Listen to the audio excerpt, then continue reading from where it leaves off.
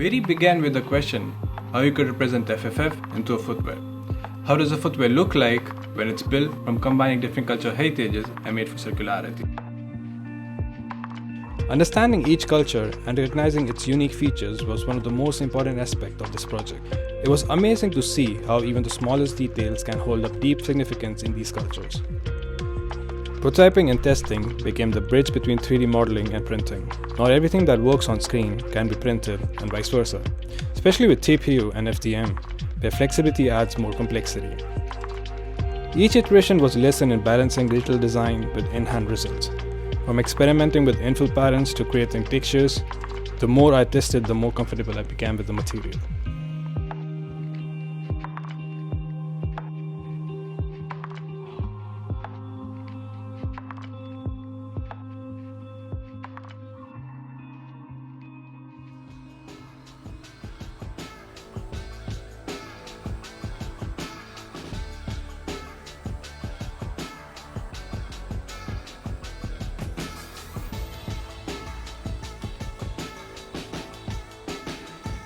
Designed in one material, every part can be shredded and reprinted, closing the loop from foot to filament.